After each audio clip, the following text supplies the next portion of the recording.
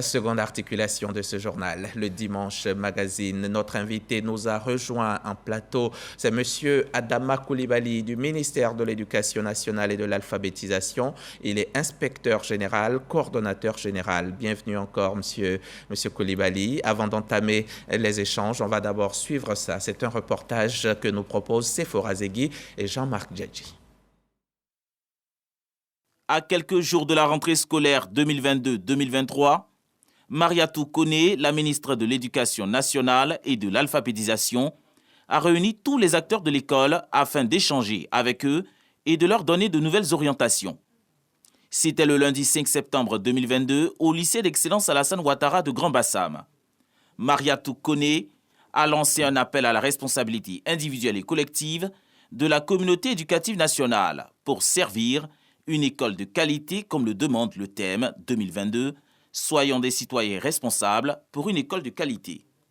Face aux acteurs impliqués dans la gestion quotidienne de l'école, la ministre insiste sur le fait que la reconduction du thème de l'année précédente implique aussi bien chez les enseignants, les apprenants que les parents d'élèves, la conscience professionnelle, le goût de l'effort, un meilleur encadrement des apprenants et la lutte contre les comportements déviants tels que la fraude et l'absentéisme, entre autres. Elle annonce pour l'occasion les actions entreprises par le gouvernement afin que la rentrée scolaire se déroule sans entrave. Il s'agit notamment du paiement intégral de plus de 16,7 milliards de francs CFA pour les COGES, de l'ouverture de 91 nouveaux collèges et de 5 332 cantines scolaires, la distribution de 5 319 679 kits scolaires au profit des élèves du primaire, dont le coût budgétaire est estimé à 10,5 milliards de francs CFA, ainsi que la mise à disposition de 167 000 tables bancs en bois. Mariatou Koné a également évoqué les acquis majeurs qui ont contribué à l'amélioration de la qualité du système éducatif. Elle a rappelé la prise des mesures sociales en faveur des fonctionnaires, la tenue des états généraux de l'éducation nationale, la mise en œuvre de la vidéosurveillance lors des examens à grand tirage. Au niveau pédagogique, la gratuité de l'école préscolaire et primaire, le retour de la dictée, le passage en classe supérieure fixé à 5 sur 10 de moyenne au primaire, 10 sur 20 au secondaire. Lorsque la moyenne part de 8,50 à 9,49, c'est le redoublement. L'élève est renvoyé de l'établissement si sa moyenne est inférieure à 8,50. Ce sont autant de réformes initiées par la tutelle pour redonner fière allure à l'école ivoirienne. La rentrée scolaire a effectivement démarré le 12 septembre partout en Côte d'Ivoire. Lors de cette rentrée, nous relevons tout de même des difficultés rencontrées par les parents et leurs enfants dans certaines écoles. Alors que le gouvernement a supprimé les frais annexes liés au COGES, certains établissements imposent des frais qui avoisinent 10 000 francs CFA aux parents d'élèves. Une dépense supplémentaire qui a constitué un frein à la rentrée des classes dans certains établissements scolaires du pays. Monsieur Coulibaly, question directe tout de suite. Comment se porte l'école ivoirienne? Merci, Monsieur Diaby. Permettez que je puisse également remercier le ministre de la Communication et de l'économie numérique qui nous fait l'honneur de nous offrir cette opportunité d'échanger avec vous. Et cela, bien entendu, au nom de notre ministre, vraiment, je lui transmets mes salutations. Je voudrais dire que l'école ivoirienne, par rapport aux objectifs majeurs qui lui sont prescrits par nos autorités, évolue de façon passable. De façon passable parce qu'il y a un hiatus entre le chemin parcouru et les objectifs à atteindre. Nous avons en effet, à la recherche d'une école de qualité, souhaité que nos résultats, nos performances soient à un certain niveau, 80-90%, mais nous sommes loin de là parce que vous remarquerez qu'au niveau du CEP, nous avons enregistré 64% à la fin de cette année.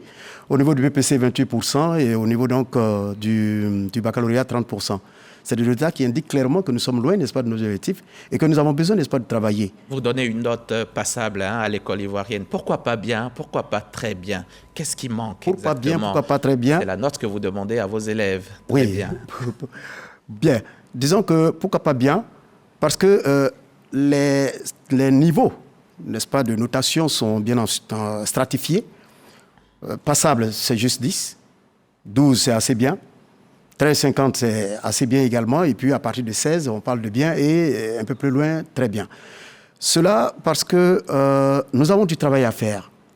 Du travail à faire pour donner à l'école, en tout cas, toute sa noblesse.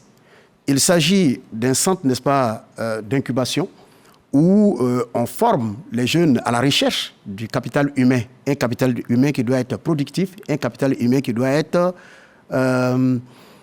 performant. Malheureusement, lorsque vous regardez les déperditions, lorsque vous regardez les taux que nous enregistrons, vous vous rendez compte que nous ne sommes pas encore... Comment en est-on arrivé là? Bien,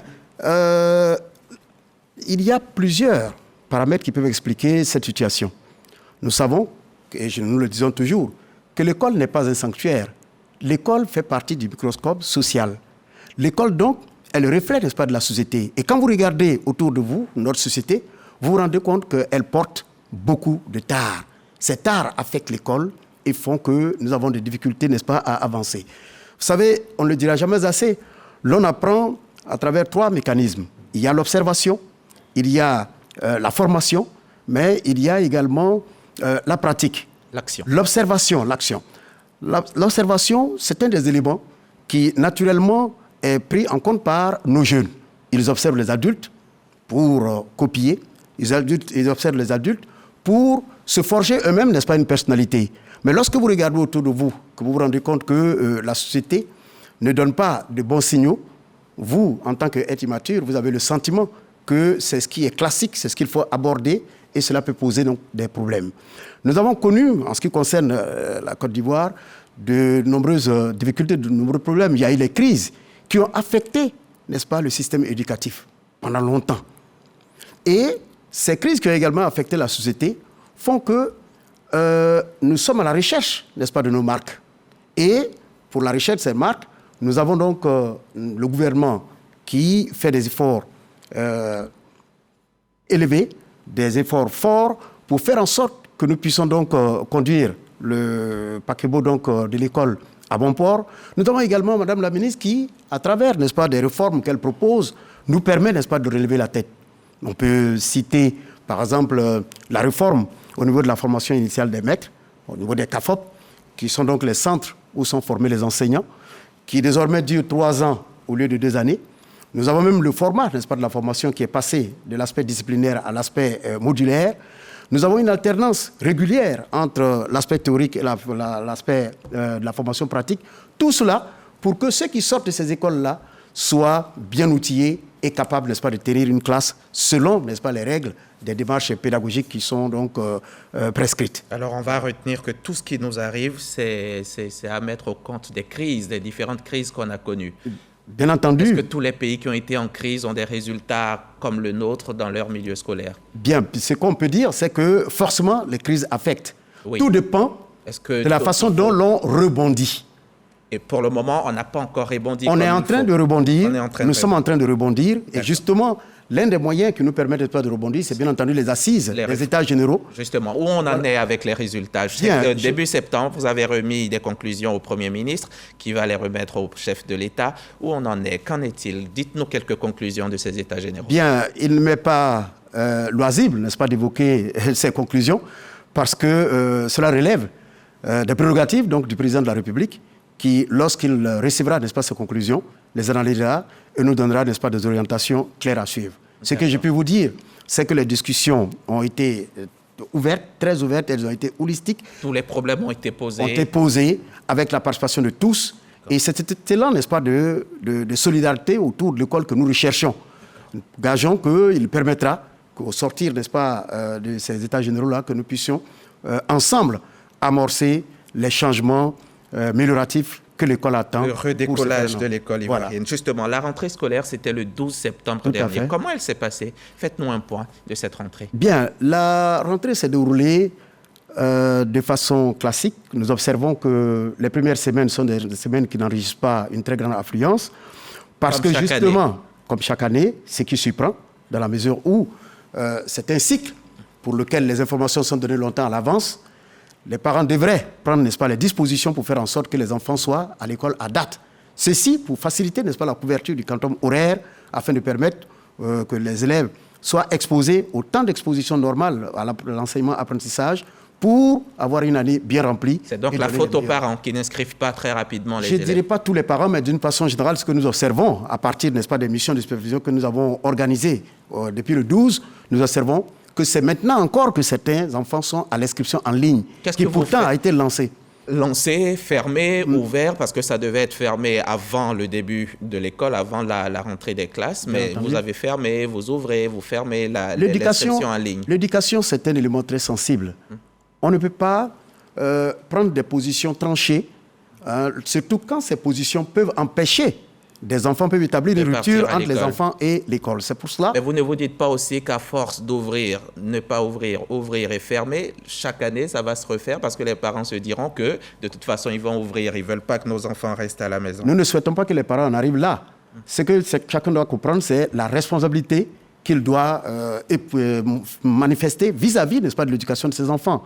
Et c'est à juste titre que Mme le ministre a bien voulu que le thème de cette année soit « Soyons des citoyens responsables pour une école de qualité ». D'accord, une école de qualité où il ne doit plus y avoir de cotisations exceptionnelles. Oui. Est-ce que vous avez un retour là-dessus? Vous savez que ça se poursuit, ça? Oui, bien entendu. Nous avons déployé des équipes et nous observons que malheureusement, dans certaines écoles, eh bien, l'on continue de faire fi à ce décret à travers lequel le président de la République a bien voulu soulager les parents en faisant en sorte que ce qui était prélevé de façon exceptionnelle soit fourni par l'État de Côte d'Ivoire. Qu'est-ce que vous faites pour y mettre fin définitivement, M. Coulibaly? Bien. Au terme de nos contrôles, nous prenons, comme on appelle, les mesures qui s'imposent. Parce qu'un enseignant, un chef d'établissement est avant tout un fonctionnaire. Et donc, il est régi par le statut de la fonction publique, où il y a des sanctions de premier degré, des sanctions, n'est-ce pas, de deuxième degré. Et donc, ce sont ces éléments-là que nous déclenchons pour faire en sorte que les uns et les autres reviennent, n'est-ce pas, à la norme. Cela est très important parce que cela freine, lorsqu'il y a des prélèvements de cette nature, cela freine les inscriptions à l'école et cela nous empêche, n'est-ce pas, de couvrir le quantum horaire, d'où évidemment les résultats que nous connaissons. Il est donc important que les uns et les autres soient des porteurs véritables du thème de l'année, en assumant, n'est-ce pas, leurs responsabilités. Le thème de l'année, je le rappelle, c'est « Soyons des citoyens responsables pour une école de qualité ». Tout à fait. C'est cela, mais c'était le thème l'an dernier. Oui. Vous l'avez reconduit cette année. Est-ce parce que ils ne l'ont pas bien entendu l'année dernière? Bien, Madame le ministre pense que ce thème est tellement important qu'il ne faut pas simplement le circonscrire à une seule année. C'est un thème qui devrait logiquement couvrir toutes les années. Parce qu'une fois qu'on est citoyen et qu'on est surtout citoyen responsable, lorsqu'on pose des actes qui vont de pair avec les codes sociaux, avec les règles, avec le respect, n'est-ce pas, des institutions, il y a fort à parier que les choses vont comme il se doit. C'est donc même un thème qui devrait couvrir toutes les années afin d'amener chacun à jouer pleinement la partition qui est la sienne dans le portage des problèmes, n'est-ce pas, de l'école ivoirienne. En attendant, il y a une autre réalité malheureuse dans nos établissements, c'est bien l'incivisme. Oui. Comment vous combattez ce fléau? Bien. Ce n'est pas un... D'abord, au niveau des enseignements, il y a le DAC, qui est un moyen, n'est-ce pas, par lequel nous donnons des directives, nous donnons des orientations aux enfants pour les amener, n'est-ce pas, à se comporter de façon responsable. Il y a également l'application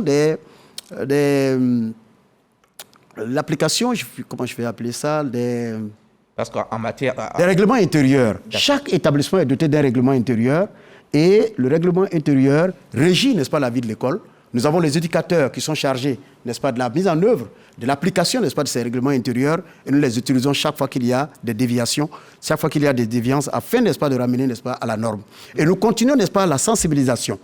La sensibilisation qui doit être du fait de tous les acteurs, les directeurs régionaux, les chefs d'établissement, les éducateurs, chacun doit pouvoir regarder le fonctionnement de l'école, relever ce qui ne va pas et apporter, n'est-ce pas... Quand eux-mêmes ne sont pas concernés par cet incivisme, n'est-ce pas, parce que ce ne sont pas que les élèves qui sont concernés. Je partage parfaitement votre point de vue, parce que quand il y a des dispositions claires qui indiquent qu'il ne faut pas prélever de l'argent, qu'il ne faut pas prendre de l'argent et que vous le faites, vous inscrivez déjà dans l'incivisme. Il faut être ponctuel, il faut être assidu. Il y a tout ça. On parle de départ en congé anticipé, on parle de drogue à l'école. Qu'est-ce que vous en dites? Vous le savez, nos écoles sont infectées. Bien entendu. Au niveau, n'est-ce pas, du ministère de l'Éducation nationale, nous avons la direction de la mutualité des offres sociales qui met en place, n'est-ce pas, des stratégies de sensibilisation, d'écoute et de travail avec les élèves pour extirper ceux qui ont été frappés malheureusement par ces fléaux-là, afin, n'est-ce pas, de l'amener à se ressaisir. Mais cette direction travaille également avec d'autres ministères, comme le ministère de la Sécurité, dans le cadre, par exemple, du CILAD, et dans le cadre, n'est-ce pas, d'autres dispositifs qui aident, n'est-ce pas, à prévoir des mesures qui atténuent de façon drastique cette dépendance que nous avons de certains élèves, malheureusement, vis-à-vis, n'est-ce pas, des stupéfiants et autres. D'accord, avec les grossesses en milieu scolaire. Dernière question, réponse rapide, s'il vous plaît. Les parents d'élèves grognent, les prix des manuels et fournitures scolaires sont élevés. Tout à fait. Le ministère, à ce niveau, essaie d'abord d'aider les parents à travers donc, la distribution gratuite, n'est-ce pas, des kits et des manuels scolaires en ce qui concerne, n'est-ce pas, le primaire. S'agissant, n'est-ce pas, du secondaire, un projet est initié qu'on appelle le Bonamas, la bourse nationale, n'est-ce pas, du manuel scolaire, qui va être un système de location, de prélocation, pour permettre aux enfants de 6e de disposer au moins de 8 manuels à un prix modique, n'est-ce pas, de 10 000 francs, qui leur permettent de se préparer le long de l'année scolaire et de pouvoir ainsi avoir matière à exploiter. Et ce mécanisme va démarrer quand? Ce mécanisme a été lancé au mois de mars. D'accord. Il est en train d'être testé, n'est-ce pas, par un pilote. Et si le pilote est concluant, eh bien, il va donc connaître une mise à échelle pour permettre donc à l'ensemble des établissements d'en bénéficier en allant, n'est-ce pas, étape par étape, en partant donc de la 6e, en 5e, de la 5e à la 4e, etc., etc. D'accord. Voilà. On n'a pas pu parler de l'alphabétisation. Dites-nous 2 petits mots. L'alphabétisation. L'alphabétisation, c'est un point très important du ministère parce que vous constaterez que désormais, le ministère qui était ministère de l'Éducation nationale est devenu ministère de l'Éducation nationale et de l'alphabétisation. L'ajout, n'est-ce pas, de cette aile de l'alphabétisation montre bien qu'il est important que nous combattions, n'est-ce pas, l'illettrisme de toutes nos forces et de faire en sorte que tous ceux qui sont frappés justement par ce phénomène-là aient la lumière. Et la lumière, c'est celle qui est apportée par l'alphabétisation et c'est cette lumière qui nous permettra, n'est-ce pas, d'aller loin. Merci. Voilà. Monsieur Coulibaly. Merci. Adama Coulibaly, inspecteur général, coordonnateur général au ministère de l'Éducation nationale et de l'alphabétisation. Je rappelle que vous êtes sur ce plateau ce dimanche pour faire un point de la rentrée scolaire 2022-2023. Merci d'avoir pu faire le déplacement. Bon retour chez vous. Bien de choses à Madame le ministre Koné. Et puis, bonne chance, bonne continuation. Si vous êtes élève et que vous venez de nous suivre, le message, c'est de rester loin de l'incivisme et d'être studieux. Vous, les parents, votre rôle, c'est d'inscrire vos enfants rapidement pour qu'ils ne manquent pas des heures de cours. Les autorités de l'Éducation nationale et le gouvernement dans son ensemble, eux, sont aussi tenus de faire leur part. Notre école ne s'en portera que mieux. Bon dimanche sur la chaîne qui rassemble et à jeudi 29 septembre.